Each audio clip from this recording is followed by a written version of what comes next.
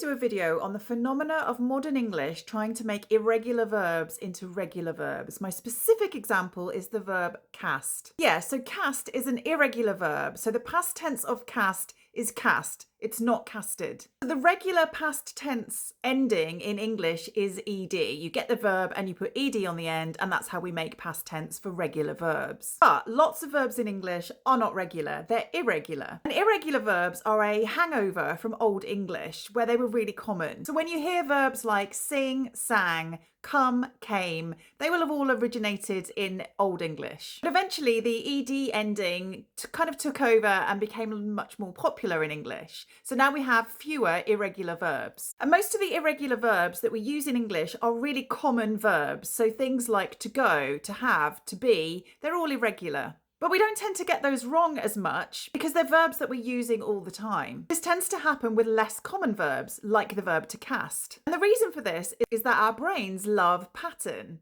So they want to repeat patterns that exist in other verbs, the regular verbs. We see this in children when they're acquiring English as their first language. You'll hear children say, I goed or I bringed, because they've learnt that ed past tense pattern and they're applying it just to all verbs because they haven't learnt the irregular ones yet. As I said, we don't tend to do that with the really common verbs because we know their patterns of those. But when we come across a verb like cast, it's really difficult to remember because I don't say it very often. I definitely don't say it in the past tense very often. So is it cast or is it casted? So sometimes you just can't remember and you have to pick one. So although cast is the past tense of cast and it is the correct answer, casted is not uncommon and it's seen as a non-standard variation. And as I always say, language is about communication, and if somebody told you that yesterday they cast or yesterday they casted, we know what they mean. There's no confusion there. I hope that answered your question, and let me know if you've got any more in the comments. If you don't know me already, my name's Sarah. I'm an associate professor at a university and I make videos about language, grammar and education.